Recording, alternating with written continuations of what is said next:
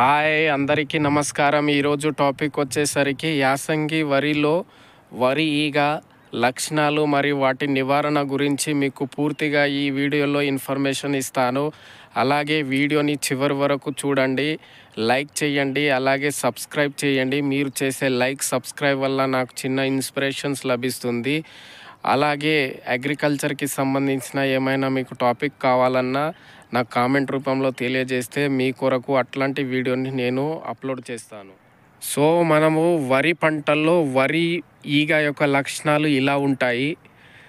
First వరి యొక్క ఆకులు సన్నగా మారి తెల్లగా ఏర్పడి ఆకులు అనేది విరిగిపోవడం జరుగుతుంది. ఆ విధంగా ఆకులు తెల్లగా మారి కొన భాగం దగ్గర రంధ్రాలు ఏర్పడిపోతుంది. ఆ విధంగా మనకు ఇంకొకటి వెన్నెల మీద అంటే ఆకు గింజలు పాలు పోసుకునే వెన్నెలులో గింజలు అనేది పాక్షికంగా నల్లబడి తాలు గింజలుగా మారే అవకాశాలు ఎక్కువ ఉంటుంది ఈ వరి ఈగ వల్ల.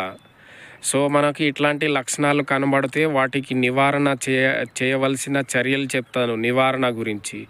సో మనకి ఇట్లా వరిలో లక్షణాలు కనబడినప్పుడు వరి ఈగ అనేది గుర్తించిన తర్వాత వాటి నివారణ కొరకు మార్కెట్లో ఫిప్రోనిల్ అనే మందు దొరుకుతుంది. లీటర్ నీటికి 2 ml కలిపి స్ప్రే చేసుకోవచ్చు.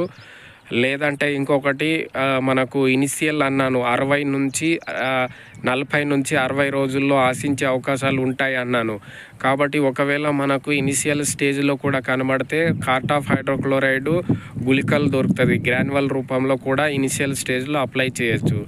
లేదనుకుంటే తర్వాత 40 నుంచి 60 రోజులు లోపల ఆశించినట్లయితే మనకు ఫిప్రోనిల్ స్ప్రే చేయొచ్చు రీజెంట్ అని. లేదంటే కార్టాఫ్ హైడ్రోక్లోరైడ్ గ్రాన్యువల్ చెప్పాను. లేదా క్లోరిపైరిపాస్ 50 EC 1.6 ml 1 లీటర్ నీటికి చొప్పున కలిపి స్ప్రే చేసుకోవచ్చు.